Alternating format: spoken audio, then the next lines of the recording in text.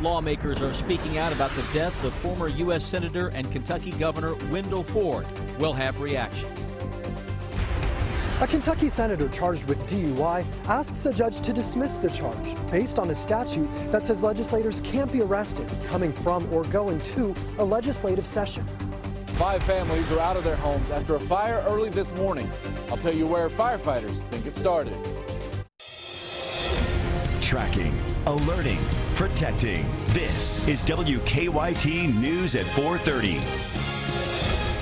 Good afternoon. Sam, Dick, and Amber Philpott reporting. It's a colder day here in the Bluegrass. You can really feel the change out there with some peaks of sunshine this afternoon. But get ready. Big changes are coming for the weekend in the form of snow. Let's check in with Chief Meteorologist Chris Bailey. Hi, Chris. Hi, Amber. Hi, Sam. A storm system that is spinning across parts of Texas down into the Gulf of Mexico. Going to throw a little juice our way over the next 48 hours. Here is the storm system that we are tracking. Notice the rain that is surging out ahead of that into parts of Louisiana, Texas, heading up the Mississippi River. On the backside of this, it is cold enough to produce some big snows, near record snows, into parts of Texas. It is that same system that by tomorrow morning is now across parts of the New Orleans area, throwing some moisture into southern and western parts of the Bluegrass State. And eventually tomorrow afternoon into tomorrow evening, we're going to see some cold rain beginning to mix with and change to a period of some wet snow. That's a quick hitter that is in and out of here fairly quickly as we go into the first couple of hours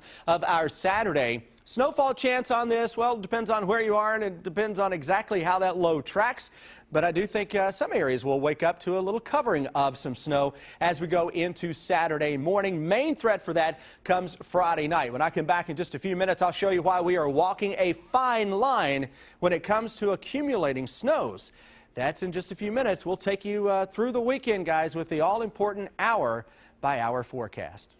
Chris, thank you. He was an icon in Kentucky politics. Former Governor and U.S. Senator Wendell Ford died today at the age of 90. He's being remembered for his 30 years plus of service to this state. This afternoon, the former 4-term Democrat was diagnosed with a malignancy on one of his lungs last year.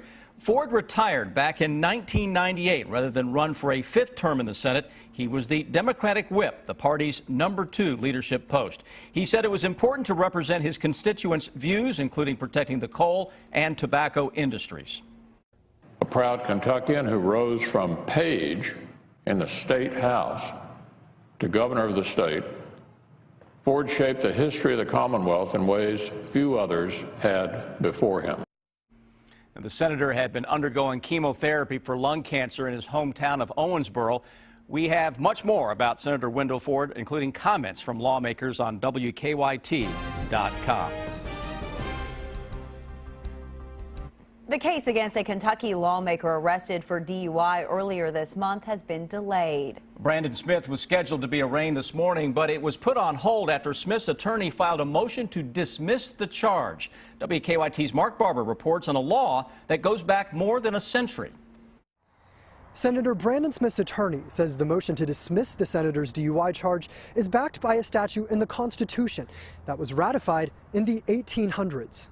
Under the Constitution of Kentucky, that where it said he should not be arrested while being a member of the General Assembly going to the session. The judge and the Commonwealth's attorney said they haven't had a chance to review the motion, so Smith's arraignment has been pushed back 3 weeks. The Republican senator, who represents the 30th district in southeastern Kentucky, was arrested on January 6th, just hours after the 2015 legislative session began. Smith was charged with DUI after state police say they clocked him driving 65 in a 45 zone on Leestown Road in Frankfort. When the trooper approached Smith's car, the trooper says he immediately smelled alcohol on the senator's breath. We're told Smith refused the breathalyzer. In court this morning, his attorney based the motion to dismiss the case on Section 43 of the state constitution, which reads in part, "The members of the General Assembly shall, in all cases except treason, felony, breach, or surety of the peace, be privileged from arrest during their attendance on the sessions of their respective houses and in going to and returning from the same." The judge says the decision about dismissing the case could come down to if the senator was coming from or going to a legislative session. Smith will be back in court on February 12th. In Frankfort, Mark Barber, WKYT. Smith and his attorney did not want to talk to us about the case. The senator sits on several committees, including Natural Resources and Energy. He is the vice chair of the Transportation Committee. Some families had to leave their homes overnight because of a fire. It started about 3:30 at an apartment building on Edgewood Drive in Nicholasville. WKYT's Victor Puente talked to one of the victims who credits his daughter with saving him. The man who lived below the apartment where the fire started told me he and his family got out because his daughter smelled smoke coming into her bedroom. She said, Daddy, she said, the apartment got smoke in it. Charles Thomas lives in one of the bottom apartments on Edgewood Drive. He said when they came out of the building, they could see flames. It was coming out of the top building over here. It was bad. One of the other people living here said firefighters woke her and her family up. At first, she thought it was her apartment that was on fire. And when we came out, all you could see was going down the hallway was nothing but flames. The fire chief told us he believes it started in the laundry room of one of the upstairs apartments. There were 2 people inside that apartment when it started. They were able to get out and paramedics examined them at the scene. The owner said 2 of the units would require major repairs, but the other 3 should be livable by next week. Thomas told me he was impressed that firefighters were able to keep the flames from spreading to his home. They worked pretty quickly. So, you know, if it weren't for them, man, all of us probably been dead right now. It wasn't just the fire first responders had to deal with. The temperatures this morning meant a lot of that water they were spraying out began to freeze, making this area pretty slick. Eventually, road crews came out and salted the area. In Nicholasville, Victor Puente, WKYT. Firefighters have said they believe the cause of the fire is accidental, but they are still trying to find the exact cause. Police hope surveillance video will help them catch the suspect in an overnight hotel robbery. Nicholasville police say a masked gunman robbed the Home Place Inn on Imperial Way shortly after 1 this morning. The clerk told police the gunman covered his face with a bandana and stole cash.